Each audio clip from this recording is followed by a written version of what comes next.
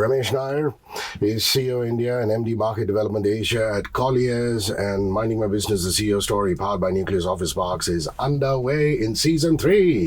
Ramesh, I'm always happy to see you. As always, nattily dressed, can I add. Great to be back on your show, Hrishi. Ramesh, it's been an eventful summer.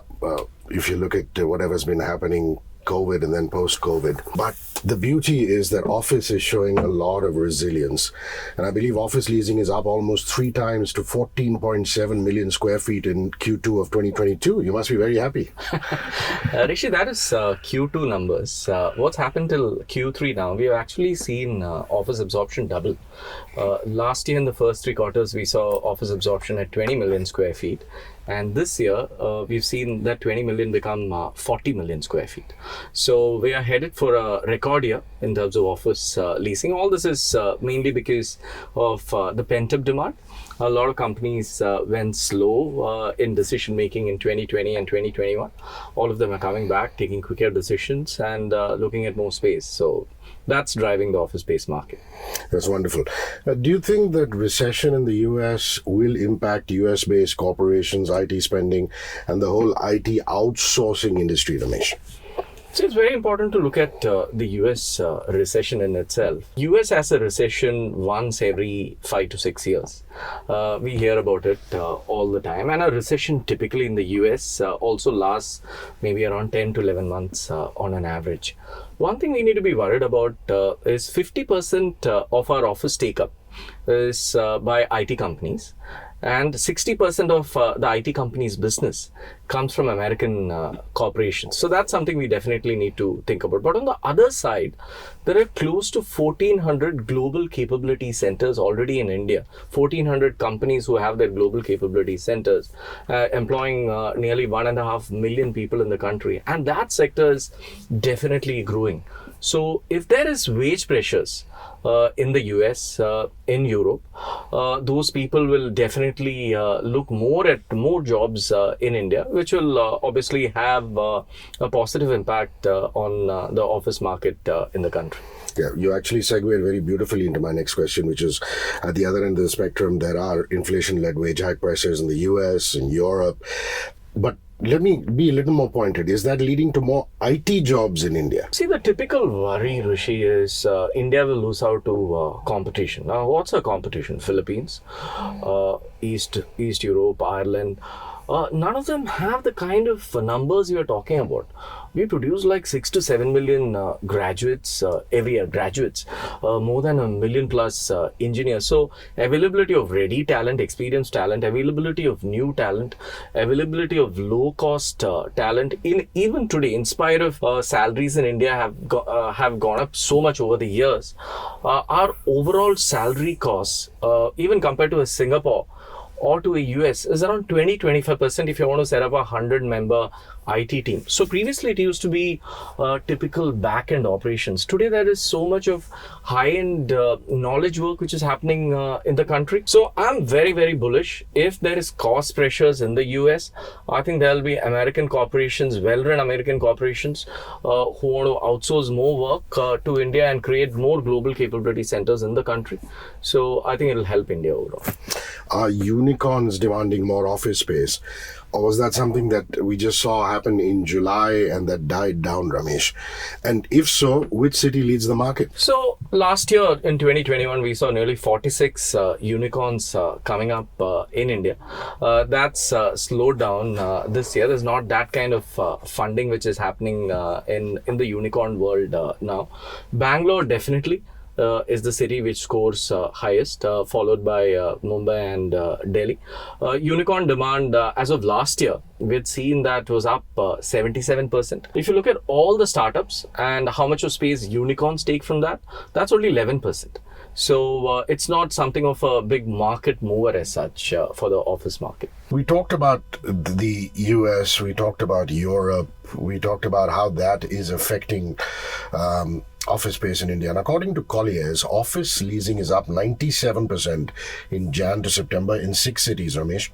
What are the chances of it hitting record numbers further? You already said some records have been broken. Is this spurt in leasing also because of that vital spillover in demand from the last 2 years? You mentioned it very briefly, but I want to get into the details of it. So what's been happening, Hrishi, is in the first 9 months, I spoke about how office space demand has already crossed 40 million square feet. In the last quarter, we expected to at least touch 8-9 million square feet. So it'll be around 48 to 50 million, which means it's going to be definitely a record year. But like you said, and like I mentioned earlier, there is definitely that pent-up spillover demand from 2020 and 21, but also many industries. The tech industry is doing well, the flex industry is doing well, fintech, consumer tech, ed tech, pharma sector, all these sectors have done reasonably well. So there's demand coming in from that. A lot of companies went and hired in 2020 and 21. And they were working from home. Today, they're trying to get them back to work. And when they're coming back to work, companies are realizing that I don't have enough space where they can sit. So that's the sudden spurt of demand. So decisions are being taken a lot more quickly. And a lot of companies today are looking actually for more space than what they were looking before because of social distancing. They need to be giving more space to their employees. So that's what's driving the office space demand in the country now. So would you say categorically that vacancy levels in office have also considerably reduced? And if you could pinpoint the absolute reason for that? So office space vacancy pre-COVID was around 13%. During COVID, the 13% went to the 19% mark. And over the last 3 quarters, so it was going up till the first quarter of this year. But since then, what we've seen is vacancy levels drop from that 19% to 16%. Still not as good as 12%, but a very healthy sign that vacancy levels are dropping. What about new supply of office in the first 9 to 10 months of 2022, Ramesh? What are your numbers as far as that is concerned? So we've seen close to 32 million square feet of supply coming up. So 32 million square feet of supply and 40 million square feet of demand, which is, so supply is keeping in line with demand, which is a very healthy sign. But a couple of challenges also for supply. We've seen construction costs go up.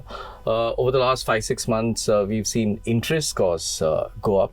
So I believe with construction costs going up, with some of the supply chain disruption still happening from China, and with interest costs going up, I feel next year supply would kind of slow down a little bit, which could obviously have an impact on increasing rentals. What about REITs, Ramesh? Despite the uncertainty surrounding them, how have they done? And going forward, do you think office REITs will grow? And your thoughts on industrial and retail REITs? So very bullish on office REITs. We have 3 REITs in the country, very good sponsors, global and top-class Indian sponsors. But look at the REIT market in the country.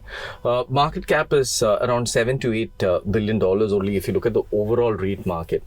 Globally, it's a $2 trillion asset class. Look at the global $2 trillion versus $7-8 billion in India. So that's definitely an opportunity. If you look at performance of REITs, this year has been very tough for the public equity markets this year. You look at since YTD beginning of the year, I think the equity markets have given maybe a 2% return. But you look at the REITs, most of them have given 7 to 8% return since beginning of the year. Why I'm most bullish about REITs is the biggest worry people have when they invest in real estate is liquidity, and that worry is taken care of if you're investing in REITs. Obviously, it has the advantages of low volatility and predictability also, which come along with any real estate asset class. So overall, very bullish. I think in the next 6 months to 12 months, we would definitely see a retail REIT, post which I think maybe in 2024, we'll start seeing companies looking at industrial REITs in India. So Ramesh, India today is one of the fastest growing e-commerce and third-party logistics market. And given that fact, how's the industrial and warehousing property market fared? And do you think demand will continue to rise? So the e-commerce has been driving the warehousing demand. So the 2 sectors is 3PL and e-commerce, which contributes to around 60% of the overall demand in the warehousing market. What we are also seeing off late is what we call quick commerce, which is delivery within that 15 minutes, which means you also need in-city warehousing, where you can deliver things really fast to households. On an average, we see around 30 million square feet of demand. I see that numbers only going up over the next 2-3 years. One challenge the industry is facing is again the construction price increases. So raw materials, the biggest raw material for building a warehouse is steel. And steel prices have significantly gone up over the last 1.5-2 years, which is also impacting the margins of the warehousing sector. But demand very steady and stable. What I also believe will help the sector is the China Plus One strategy of a lot of manufacturing companies across the world wanting to de-risk their manufacturing, having a second alternate base outside of China, and India scores the best amongst all countries. So I think that will also end up driving the warehousing market in the country. Would you safely say that working from office is back as opposed to working from home, Ramesh? In that aspect, is infrastructure supporting an easier commute to office? So you look at around 1.5 years back, last May, June, around 5 quarters back, re-entry rates to office was less than 5%. Today, that 5% has become around 45%. You look at all across the country. The sector which is still not come back, is a lot of GCCs are still not pushing their employees. There's this fear that if you push employees, they may quit and join a competition. But of late, what we hear from a lot of our clients, they don't openly say that, moonlighting is becoming a big worry. Moonlighting is where employees take multiple jobs. Confidentiality related to moonlighting is becoming a big, huge worry. What we also hear from a lot of employees, we did a survey sometime back where we realized that a lot of employees feel loneliness. Working from home is increasing significantly.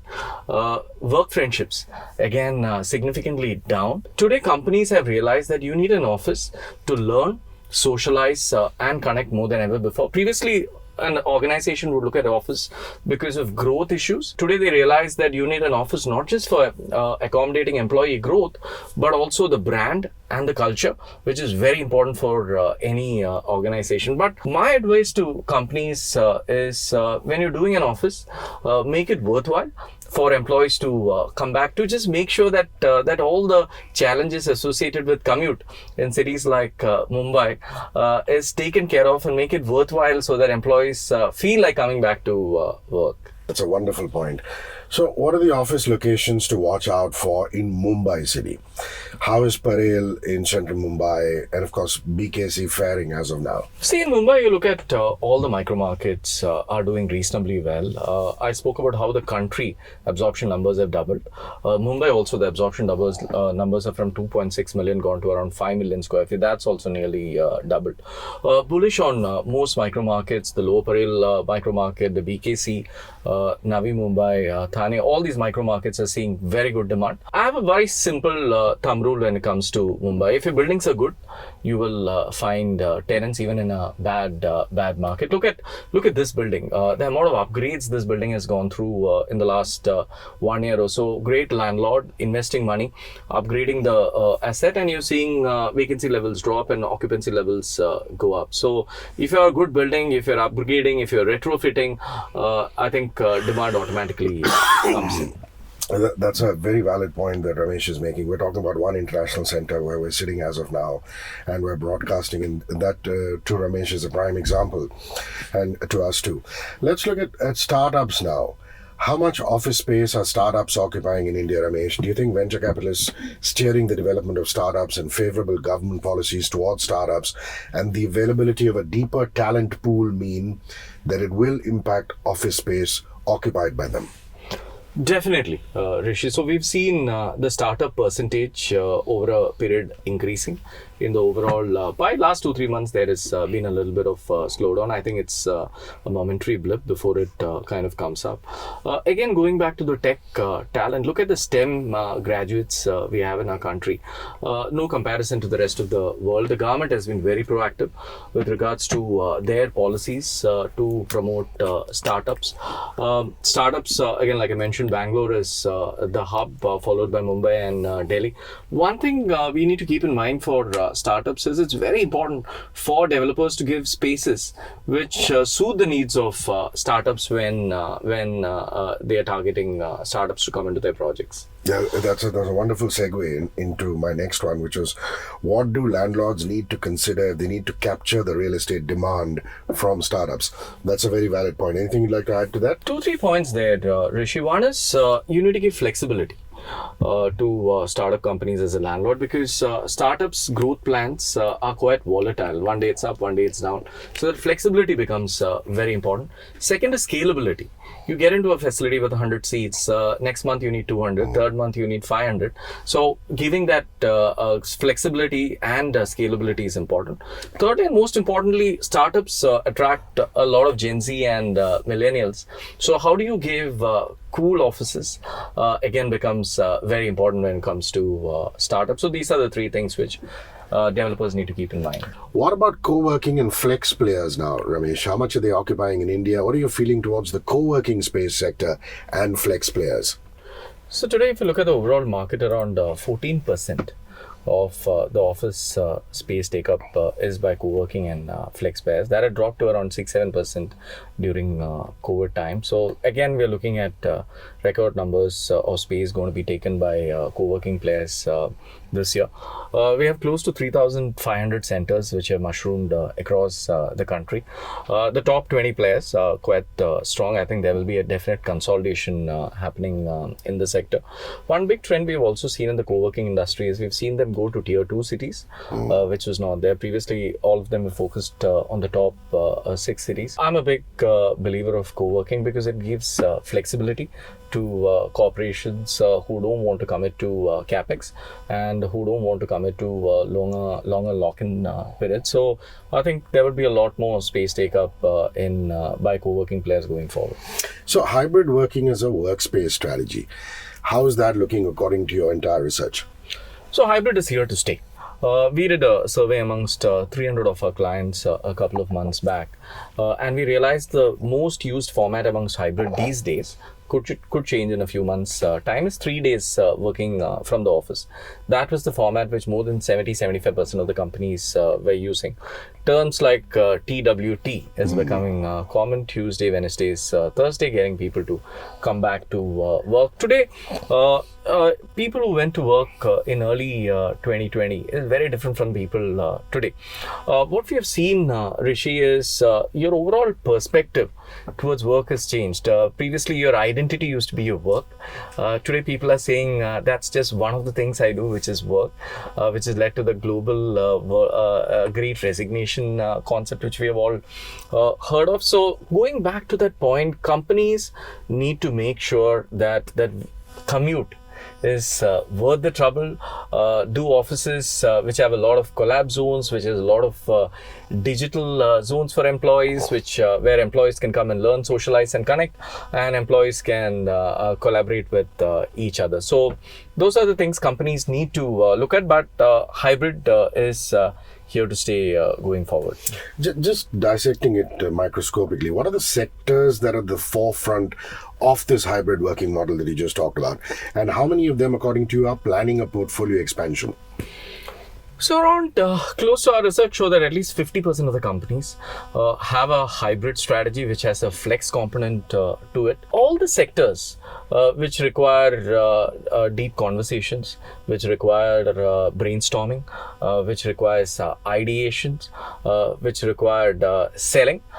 Most of them have confidentiality. All these things decide on what companies are actually coming back to work versus companies working working back from homes. So depending, most sectors today, which there are those components, there could be some back office functions which can be non-confidential back office functions which can be done out of homes. But wherever we feel that confidentiality is important, companies are actually going ahead and pushing their employees to come back to work. You mentioned non-metro cities and expansion as opposed to urban cities. Are interest levels towards building offices in non-metro cities seeing a substantial rise? You did say fleetingly, but my add-on question is, do you think that will reduce the infrastructure load on metros and that will lead to a more equitable growth? Metro, that's definitely not happening. The metros will keep growing. But over the last 6 to 9 months, we have definitely seen many companies look at tier 2 cities. So cities like Nagpur, Indore, Jaipur, Coimbatore, Visakhapatnam, Chandigarh. These are cities which are coming back. The main reason for that is one, employees want to retain talent. People who have gone back to their home territories, gone back to staying with their parents. One very interesting trend which I've been hearing from companies. Previously, when a graduate would pass out of a Chandigarh, Jaipur or a Lucknow, his first intention was to move out and go to a bigger city like Delhi. But today, the same graduate wants to stay back with his parents, doesn't want to take the headache of going to a metro, searching for a home, spending a lot of money. So the bonding, I've been hearing this from a lot of tech companies, the bonding between children and parents have actually gone up in the last 2 years and here to stay for a while. Ramesh, would you have a fix on which are the sectors that are seeing the highest rate of return to office? Would you say telecom? Would you say consulting? And what is the percentage there in? 75 to 100%? Your comments, please. So the sector which have seen the most re-entry rates is the financial services sector, where the data confidentiality is very important. Telecom and consulting again, which needs a lot of collaboration, where the client contact is a lot more. Overall, like I said, we believe today the re-entry rates are anywhere between 40 to 50%, but some of these sectors in some of the regions have seen as high as 75% re-entry rates. So it's a matter of time, I think, before all the industries reach that 70-75% mark. So the last one is always lifestyle, and your favorite travel or holiday destination. What do you most enjoy about the place? What were your activities there, Ramesh? So business travel keeps me busy. So I try and combine holidays along with that. Of late, the places I've liked, Tokyo, definitely a great destination. Dubai, I travel often. I've also taken a golden visa to Dubai. Singapore, I would say these are the three travel destinations. I shop when I go to these places. I try and eat in well-known restaurants. That's it. So those are the two things I do. You obviously are a fitness fiend or enthusiast, or you have great metabolism, because you haven't put on an inch over the years that I've seen you. Just a little walk every day, nothing more.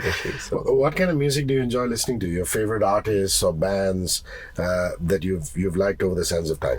So I listen to all kinds of music, Hrishi, right from 60s to 70s to Bee Gees to Elvis to Frank Sinatra to 80s pop, 90s pop, 90s rock. I spent half my life in Chennai, so obviously grown up to music of Ilayaraja and A.R. Rahman. So all kinds of music. There's nothing I can. Off late, my daughter is pushing me to listen to K-pop, so that's also there in the playlist. So all types, nothing. The next time you're in, you'll say Blackpink is my favorite band. BTS. It's wonderful. Any concert or music performance that you went to recently or during your college days? I mean, like you said, Madras back then, Chennai now is such a hub with Loyola and MCC and the rock festivals there. Anything memorable, please describe it. Very memorable concert was 2005 when Dire Straits came to Bangalore. And Mark Knopfler, everyone has heard Dire Straits when they're growing up. That was definitely very interesting. That was great to see U2 in Navi Mumbai. I think that was 2019 end. That was also good. But I'll two concerts I missed out in Mumbai. I thought Coldplay and Bryan Adams. I couldn't make it because I was traveling both those times. But that's something I'll definitely miss out. And I have on my bucket list that I should watch Coldplay somewhere in the world. Very soon. They just had a massive gig at Buenos Aires, and given how much you travel, I'm sure you'll find a connection in some city you're traveling to for work with a Coldplay concert. We wish you well on that. What's your fashion sense? What do you like to wear in the boardroom when you're working, outside it when you're relaxing, Ramesh? So typically in client meetings, we go in suits and ties, but I always look forward to Fridays where I can jump into smart casuals and then into casuals. Globally, the suit tie culture is slowly coming down, but 4 days, that's the uniform. Wonderful. Ramesh, I couldn't have asked for a more auspicious start to Minding My Business, the CEO Story, Season 3, powered by Nucleus Office Parks, than having you on it. I was adamant. I'm so kind that you gave me your time and you blocked it so much in advance. This has been a fascinating session. Thank you. Great catching up with you too, Hrishi. One world, your station. Radio 1.